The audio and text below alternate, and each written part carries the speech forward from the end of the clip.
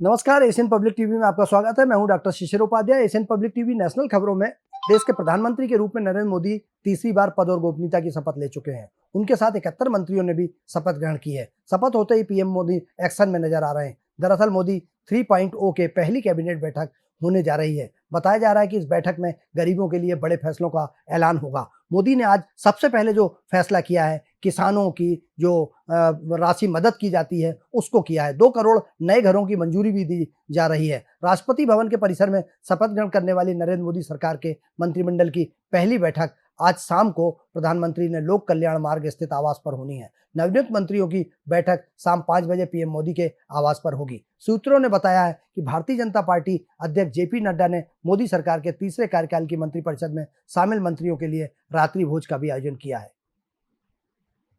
जम्मू कश्मीर के रियासी जिले के में आतंकवादियों ने तीर्थ यात्रियों को ले जा रही एक बस पर गोलीबारी की, जिसमें 9 लोगों की मौत की पुष्टि हुई है। 33 अन्य घायल हैं। पुलिस ने यह जानकारी दी है। खुफिया एजेंसी के सूत्रों से मुताबिक यह हमला कुछ साल पहले अमरनाथ यात्रा पर किए गए हमले की तर्ज पर किया गया है, जो कि पिछले 1 दशक में जम्मू का सबसे बड़ा आतंकवादी हमला था। अभी तक मिली जानकारी के मुताबिक लश्कर के सहायक संगठक ने इस बड़े आतंकी हमले को अंजाम दिया है। हमलावरों की संख्या 3 से 4 होने की आशंका है, जिसके बारे में शक जताया जा रहा है कि वो कुछ दिनों से पहले ही पाकिस्तान से भारत में दाखिल हुए थे। आतंकवादियों का पहला मकसद था श्रद्धालुओं पर अंधाधुंध फायरिंग करना, जिसके बाद बस का संतुलन बिगड़े और उसका एक्सीडेंट हो जाए। हुआ बिल्कुल ऐसा ही।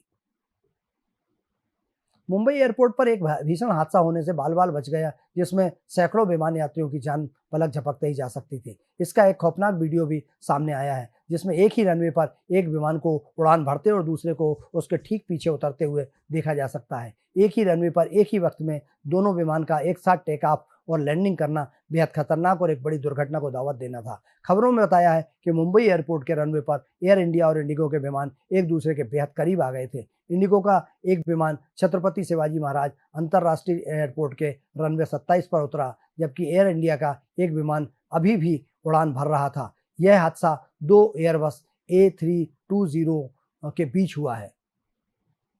मणिपुर के जिरीबाम में संदिग्ध उग्रवादियों ने 2 पुलिस चौकियों, वन विभाग के बीट ऑफिसर सहित 70 से अधिक घरों को आग के हवाले कर दिया। आग लगाने के बाद हथियारों से लैस संदिग्ध उग्रवादी गांव में बेखौफ घूमते रहे। हालात की गंभीरता को देखते हुए मणिपुर पुलिस की एक कमांडो टुकड़ी को इम्फाल से हवाई मार्ग से जिरीबाम भेजा गया। अन्य जिलों में भी सुरक्षा बल भेजे गए हैं। पुलिस सूत्रों के मुताबिक उग्रवादियों ने मध्यरात्रि करीब 12:30 बजे बराक नदी के किनारे चोटो बेकरा और जीरी पुलिस चौकी में आग लगा दी। उग्रवादियों ने लमताई, खूनो, माधोपुर इलाके में अंधेरे का फायदा उठाकर कई हमले किए और जिले के बाहरी इलाकों में 70 से ज्यादा घरों को आग लगा दी।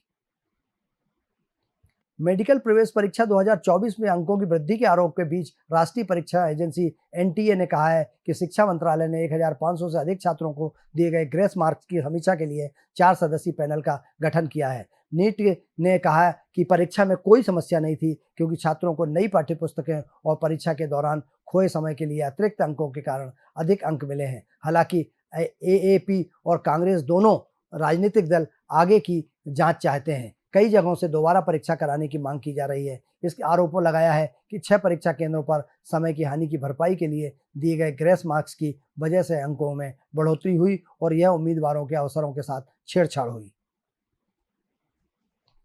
पश्चिम बंगाल में भाजपा के खिलाफ तृणमूल कांग्रेस की बड़ी जीत से पार्टी प्रमुख ममता बनर्जी काफी उत्साहित हैं। उन्होंने कहा कि इंतजार करें, कुछ दिनों के बाद इंडिया गठबंधन सरकार बनाएगा। साथ ही उन्होंने कहा कि सरकारें कभी कभी एक दिन के लिए चलती हैं। पीएम मोदी और भाजपा इस बार अपने सहयोगियों पर निर्भर है, खासतौर पर चंद्रबाबू नायडू टीडीपी और नीतीश कुमार की जेडीयू पर, लेकिन क्योंकि हाल ही में संपन्न चुनाव में भाजपा को 240 लोकसभा सीटों पर जीत मिली थी, वो बहुमत के आंकड़े से 32 कम है। कांग्रेस की संसदीय दल की बैठक में के दौरान संसद का सेंट्रल हॉल उस वक्त ठहाकों से गूंज गया जब पार्टी अध्यक्ष मल्लिकार्जुन खड़गे ने सीपीपी के प्रमुख के लिए सोनिया गांधी के नाम का प्रस्ताव रखा और कहा कि अगर आप प्रस्ताव स्वीकार नहीं करेंगी तो मैं आपके ऊपर अनुशासनात्मक कार्रवाई कर दूंगा। कांग्रेस के संसदीय दल की बैठक उस समय काफी दिलचस्प हो गई जब पार्टी अध्यक्ष मल्लिकार्जुन खड़गे ने सोनिया गांधी पर अनुशासनात्मक कार्रवाई करने की बात कह दी। दरअसल बैठक के दौरान पार्टी संसदीय दल नेता चुने जाने की बात चल रही थी। कांग्रेस अध्यक्ष खड़गे ने सोनिया गांधी के नाम का प्रस्ताव किया, जिसे सर्वसम्मति से स्वीकार कर लिया गया। बीते दिनों प्रधानमंत्री नरेंद्र मोदी ने अपने पुराने मंत्रिमंडल के साथ शपथ ग्रहण की। पीएम मोदी ने मंत्रियों में केरल के एकमात्र सांसद सुरेश गोपी भी शामिल हैं। सुरेश गोपी ने केंद्रीय राज्य मंत्री के रूप में शपथ ली है। पिछले शपथ ग्रहण समारोह को अभी 24 घंटे भी नहीं बीते थे कि सुरेश गोपी मंत्री पद छोड़ने की इच्छा जता रहे हैं। लोकसभा चुनाव 2024 के नतीजों में दक्षिण भारत के नतीजों ने उन सबसे ज्यादा हैरान किया। केरल में बीजेपी ने पहली बार खाता खोला है। त्रिशूर सीट अपने नाम कर ली है। इस सीट पर जीत हासिल करने वाले सांसद कोई और नहीं बल्कि सुरेश गोपी ही हैं। केरल में एंट्री करने की खुशी में गदगद बीजेपी के सुरेश गोपी को मंत्री बना दिया। मगर आश्चर्य की बात है कि सुरेश गोपी को मंत्रालय नहीं चाहिए। उन्होंने इसकी वजह भी साफ की है।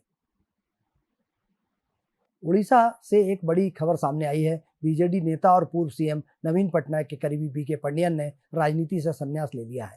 उन्होंने कहा है कि मैंने खुद को सक्रिय राजनीति से अलग करने का फैसला किया है। अगर मैंने इस यात्रा के दौरान किसी को ठेस पहुंचाई हो, मुझे खेद है। बीके पंडियन ने बीजू जनता दल बीजेडी की लोकसभा और विधानसभा चुनाव में शर्मनाक हार के बाद ये फैसला किया है। पूर्व नौकरशाह पंडियन ने एक वीडियो संदेश में कहा कि राजनीति में शामिल होने का मेरा इरादा केवल नवीन बाबू की सहायता करना था और अब मैं जानबूझकर सक्रिय राजनीति से खुद को अलग करने का फैसला करता हूं।